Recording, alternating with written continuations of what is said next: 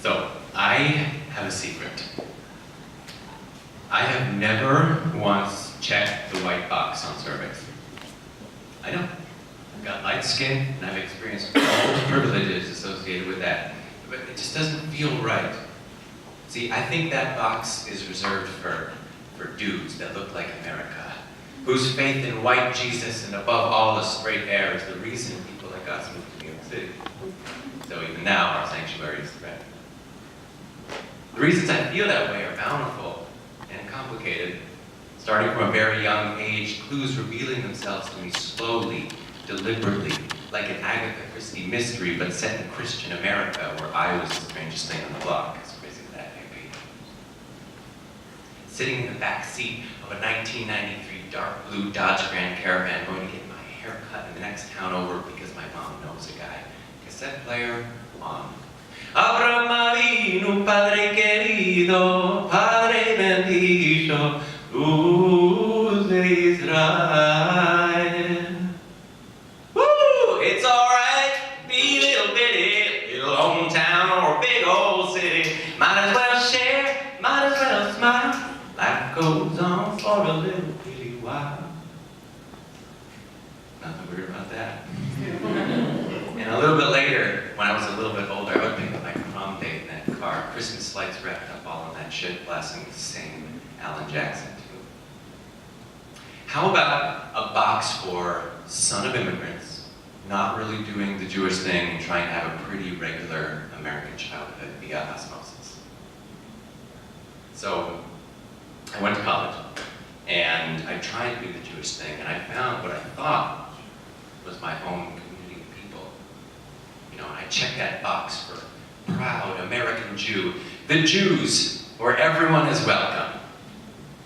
Unless you didn't go to summer camp.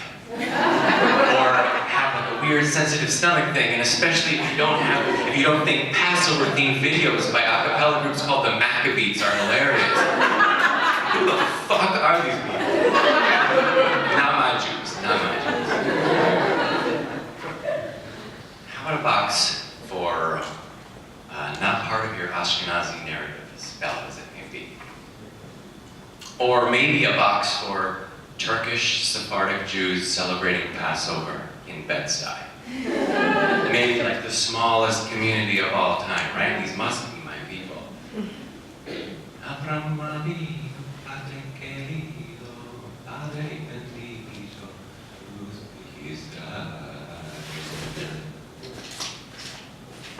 At this point, I think I have been fooled. Maybe it's because I can pronounce the food names like a pro. Or maybe it's because they know my parents are from Istanbul, not Istanbul. Or maybe it's because I'm there with my cousin who looks just like me, but a shorter me in a muscle shirt, who's a real Turk through and through. Someone says something to me in Turkish. Oh, I'm sorry, I didn't quite get that. You don't understand Turkish? Well, I mean, I can kind of get it from the context, and I know a few words here and there. Look, this whole time you're sitting here, you don't know what we're saying. I think I want to explain, running through the scripted response in my brain. You see, my parents moved to the States a few years before I was born, and they were speaking all sorts of languages to us. Turkish, French, Ladino, English, and I wasn't saying a thing, because kids. And I was their firstborn, so they gave up. And my parents were not persecuted in the traditional sense of that word, but they definitely left Turkey for a reason. They wanted us to have as normal of a childhood as possible, knowing it would be damn near impossible. My parents chose the American box. And when my grandmother was still alive, and she would visit us here, she would stay for 6, 7 months out of the year. She would help raise us. I would sit and talk to her as she sat in a garage sale, kale-colored wingback chair, longing eyes darting back and forth between me and memories sitting in ill-fitting frames. Not in Turkish, not in French, not in Ladino, Greek, Bulgarian, Italian, Spanish, Hebrew, or any of the other 300 languages she knew. I would talk to her in the language that she knew the least, because it was the only one I had, English.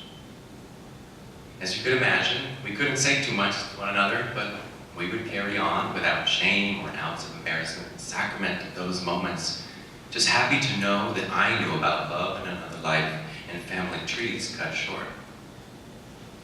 But all I can say to the dinner guest is, it's complicated. They're like, but you're Turkish, how is this possible? And that's it. Instant dynamic shift. All of a sudden, I've become an outsider who needs to be educated. Try this. This is the real Turkish food. No, man. I'm Turkish.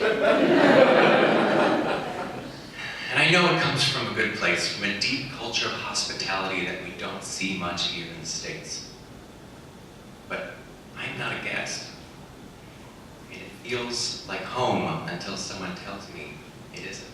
I want to own this history, and yet I'm barred from entry, feeling like a fraud hitching a ride on a culture that's technically mine. So, what is my box then? Other? New Yorker? Jewish? Sephardic? Turkish? American? Cisgender? Straight man who passes as white, so people feel comfortable saying all sorts of weird shit to me? Have I unwittingly become a thief? Diving into subsets of minorities trying to find the secret identity jewel to steal too? And why am I forced to define me in the context of you? How about a box for my dad cannot be president?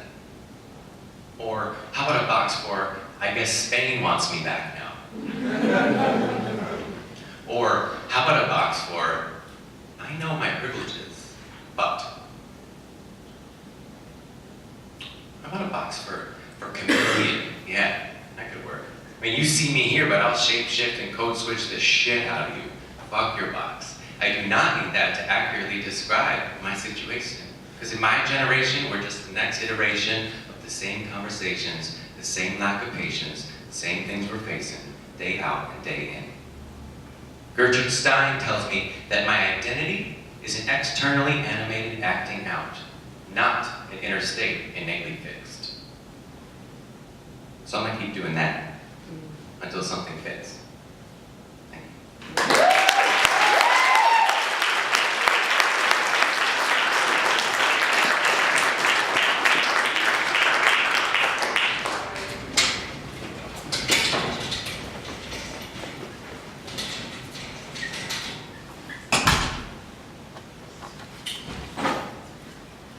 When I was little, I loved junk. Anything I could get my hands on, from cookies, potato chips, cake and candy. But in my house, these foods weren't just considered junk food. They were considered American food. And the reason is because my parents are not Americans. And while both my parents were born and raised in Israel, my mother's family, specifically, escaped a country in North Africa called Libya. It was also for this reason that each day I would come home to foods that my mother grew up with. Things like memouleh and mafroum. Things that your average American-born kid was just not that interested in eating. And so many times I would satiate my appetite for junk American food by going to the homes of my American friends. And there I discovered a host of new foods, from Wonder Bread to I can't believe it's not butter. But the food that I discovered, that I fell in love with the most, the one that I still have a weakness for today, is macaroni and cheese. Not just any macaroni and cheese. I am talking about the macaroni and cheese from the box. You know, the one that comes with a nice gooey packet of cheese, or even the powdered version is just fine with me. Now, one morning, I was surprised to have my mother approach me and ask me what I wanted to eat that day when I got home from school. And this was strange. My mother never asked me what I wanted. She simply prepared things. And perhaps she noticed my hesitation because she encouraged me a little bit. She said, "Ma shet rotza, rak tegidi li." Anything you want, you just tell me. Okay, I said, I want macaroni and cheese. And now it was my mother's turn to hesitate. She took a moment, likely trying to figure out if this was something she could actually prepare. But finally she said, "Okay, today you shall get macaroni and cheese." I was absolutely elated. I cannot believe it. And I skipped my way to school that morning just thanking Hashem for this miracle. Now, of course, the school day couldn't have gone by any slower. But eventually, of course, the school day did come to an end. And like every other day, I got on the bus to go home. And just like every other day, the bus drops me off at the end of my block. I jump off the bus. I run down the street. I dash up the stairs to my house and I open the door. And I could tell, almost immediately, that something was very, very wrong. Because my mother was standing beside an open oven. Panicking, I started to take in the scene, looking for all the telltale signs of mac and cheese. Where was the discarded box that the macaroni came from? Where was the little metallic pouch that you squeeze the cheese out of? Where was the pot that sits on the stove that you're supposed to mix everything into? None of it was there. And all this I absorbed as I made my way to the table. I took a seat, at which point my mother pulls a tray from the oven, places it on the table beside me and declares, "Macaroni and cheese for you, and 3 different cheese." And I knew that my hopes and dreams of macaroni and cheese were lost. It was serious. But even as a kid, I knew what I had to do. After being served my first plate, I lifted my fork, I took my first bite, and I said, it's good. And my mother, she clasped her hands with elation and she said, "Great, eat." And I did. The entire time, mentally kicking myself, thinking from the box. You should have said from the box. Now, as a kid, I was devastated. Maybe some of you are wondering why I have even decided to tell you this story. But it turns out that this has come to be one of my favorite memories of growing up. And the reason is because I realized that this was about more than just macaroni and cheese. In fact, this was about more than just food. This was about me wanting to be just like everybody else. Wanting to have the things in my home that my American friends had. Wanting to have the parents like the ones that I saw on TV. But what I understand today is that I was being offered something even better. I was being offered my mother. You see, every day when I came home, I was being reminded of who I was through who she was. And I was being reminded of that special strength born through a legacy of standing to be different, even as our own children are asking, begging to be the same. And at this, my mother never failed. Even in her attempt to give me what I wanted, she instead gave me herself. And what I know now, that I didn't know then, is that I was the luckiest girl in the world because I never came home to mac and cheese from the box.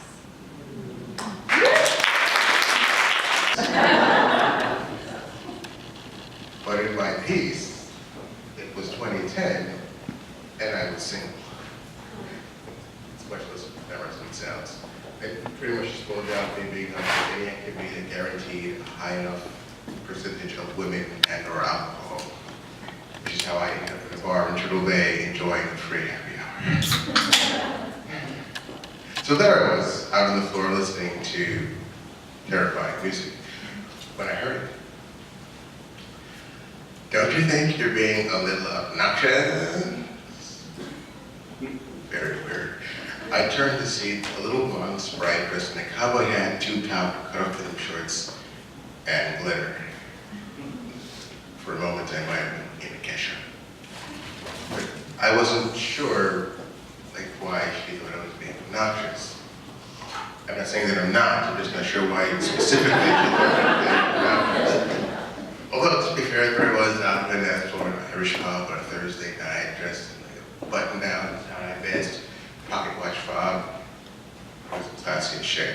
And my black and gray wear snakeskin shoes, not to mention my black and gold keeper and my tits swaying at my hip with little jazz hands. So, was that made obnoxious because I was slightly too overdressed for a pub on Thursday night? Maybe. Was she offended because I was drinking a double shot of bourbon and not swilling a Bud Light because I'm not a farmer? I had no idea. So I asked her, excuse me? You're wearing leather shoes, don't you think that's so obnoxious? The blood thins. I'm sorry, no. Jews can't wear leather. What? I don't, that's not a thing. I'm Jewish. I know, Jews can't wear leather. See, I'm used to the questioning the existence of my Judaism. How are you Jewish? Fine, thanks. How are you? You're Jewish? They let black people do damn near anything nowadays. Thanks, Oh, you're Orthodox. You're like really Jewish. Well, yes, I made it's a real Moses, and I boiled in water like this meditation. But it was very rare that I got questions that acknowledged my Judaism and somehow were still stupid. Back when I used to be a substitute teacher and teaching at a very nice school in Brooklyn, I walked to the main office to pick up my schedule for the day. I'm dressed in chucks and jeans, a Superman t-shirt, a blazer, and as always, my kippah. That's it. The principal walks into the office, gives me one look, and says, "You seem like you must be a very interesting person." Why? Because I'm bridging the insurmountable gap between Comic-Con, H&M, and Westside Geneva.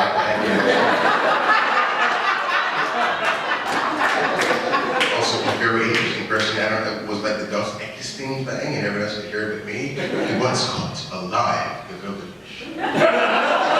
After saying, alive, you know, got back for him. He once turned Manischewitz into wine. He is the most interesting Jew in the world. Ohio, my friends. Like, seriously? And then she continued.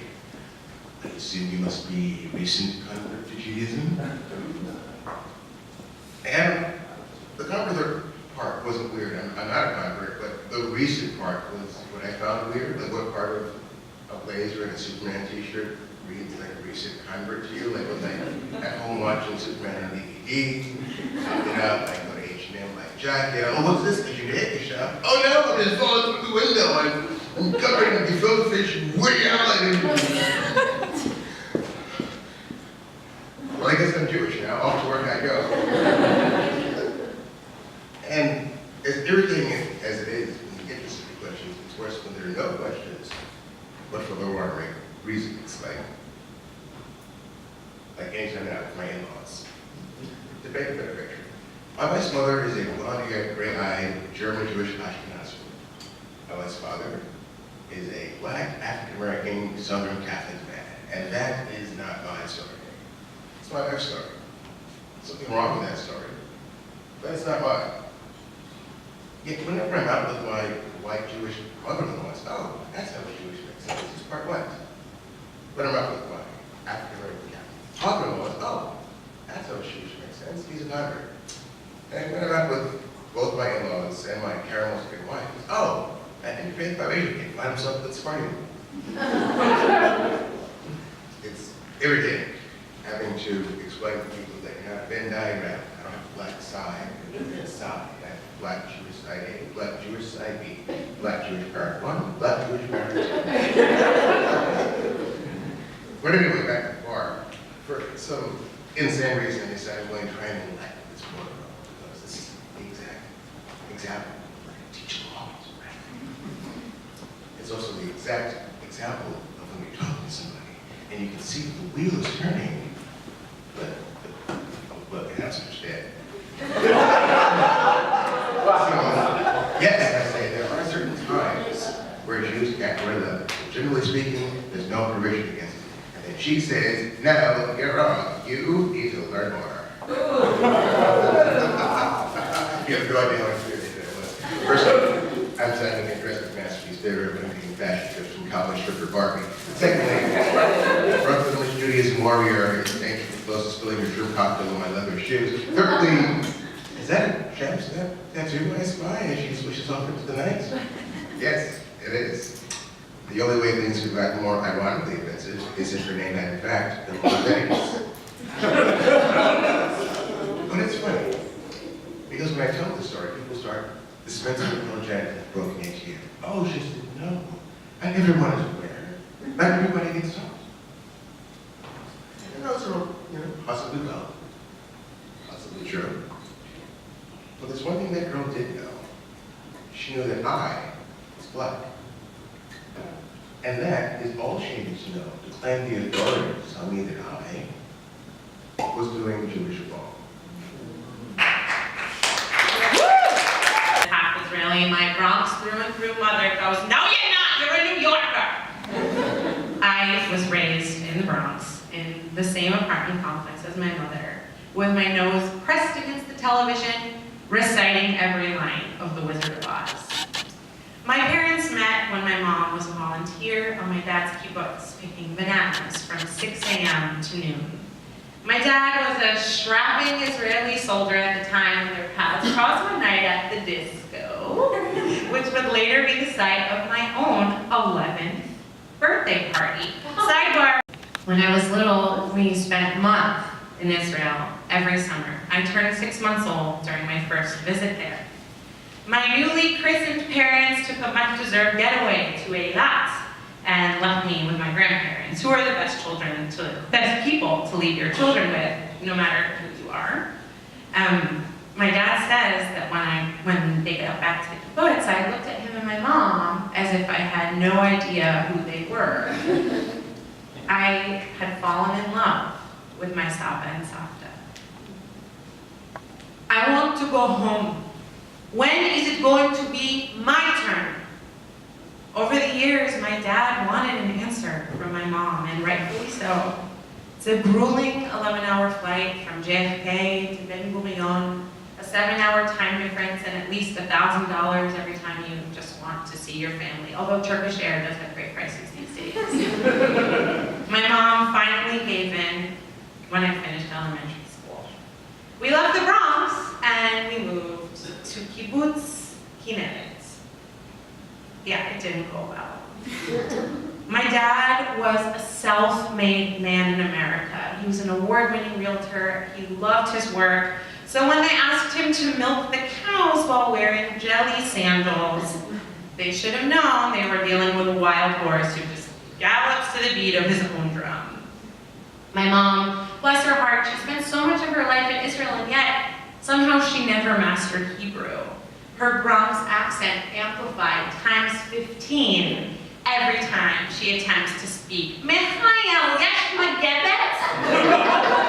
Mom, just don't talk. My sister was 6. She was very cute. We rode our bicycles barefoot, and the kids in her kindergarten class were mostly sweet to her. The kids in my 6th grade class hated me.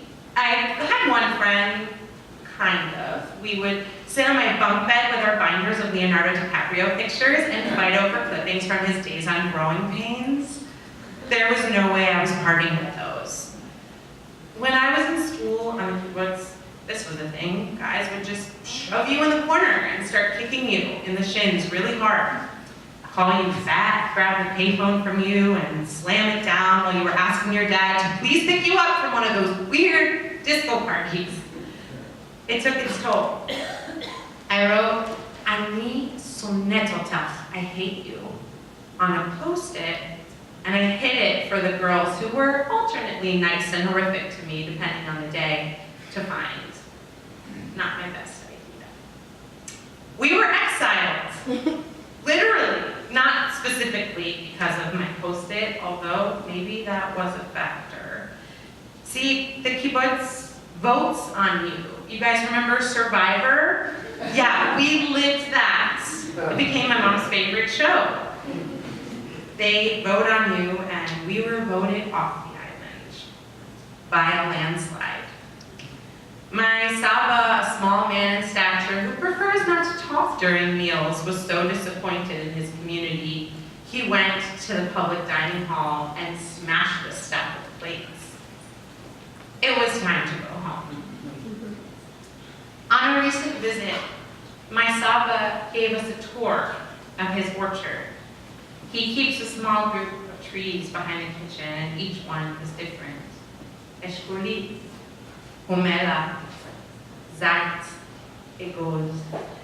He taught me that green olive and black olive is in fact the same olive, just at different points of ripeness.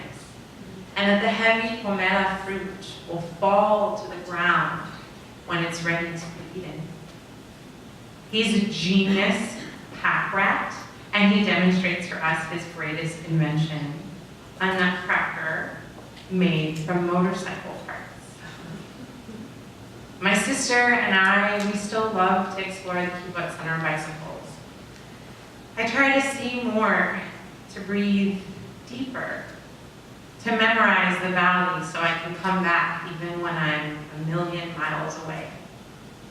The bittersweetness of seeing every corner of a place in your mind's eye, but not being there.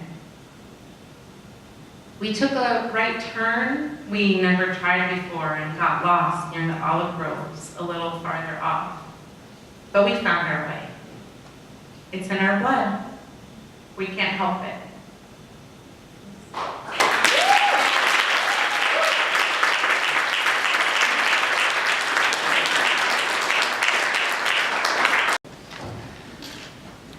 I meet a guy in a bar that's cute.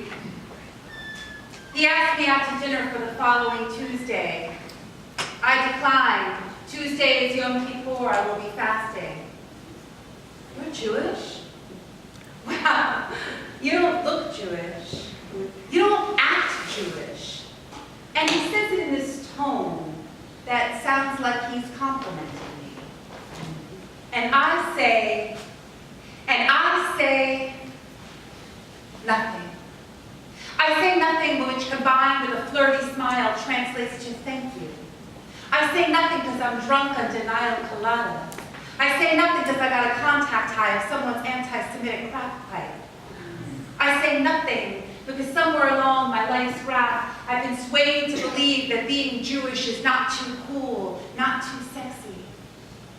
I say nothing because I'm in a deep sleep, a snow-white coma, destined to meet my prince 5 years later in the form of stone in Jerusalem named the Wailing Wall. Our lips pressed, flesh to cool granite. I place folded paper with written prayers for the dead in a nook. In a nook in the wall next to a woman with concentration camp numbers tattooed on her forearm. Surrounded by fervent praying and bodies swaying, I am far more awake than I ever thought possible. I suddenly remember the exodus of the Israelites, and I walk barefoot from the wall in the desert to the bar and look for the guy with the duck boots. He's not there, but I have something to say to him. He's not there, but I have a response to his statement. He's not there, so I make a soapbox and reenact the scene. Bartender, tell me I don't look Jewish. Tell me I don't act Jewish. Because I'm thinking, I'm saying, what does Jewish look like to you? Should I fiddle on a fucking roof for you? Should I humor you with oy veys and refuse to pay? Oh, because you know how we like to Jew you down. Jew you down, I'd like to throw you down. Because I walked here long miles on hot sand to publicly repent my sins because I almost forgot. 6 million died without the option of giggling on bar stools. Almost forgot that concentration camp survivors are now a dying generation. That my children may never have the sensation of seeing in person. And if you must see me as that blood-sucking Jew, see me as that pesky mosquito that bites and sucks the prejudice right out of you. Don't get it twisted, because you might live in New York City where you can buy knishes at stands for $1.50. We only make up 2.2% of the American population, you see. Many in other parts of the country are not feeling me. I'm not trying to compete in a contest of oppression. Just feel the need to mention the miserable tension I feel in my heart when people say things like, the blacks and the Jews, oh, they just don't get along. Just feel the need to say I can't be the only exception to the rule, just the one right now using my poetry as a tool to make me change just one heart tonight. Because I'm the Hebrew mamita, long-lost daughter of Abraham and Sarah, the sexy oy vey, matzah-eating, chutzpah-having, non-cheating, non-conspiracizing, always questioning, hip-hop listening, Torah scroll reading, all people loving, pride-filled Jewish girl. Picking up all people who are a little miffed because someone tells you you don't look like or act like your people. Impossible, because you are your people. You just tell them they don't look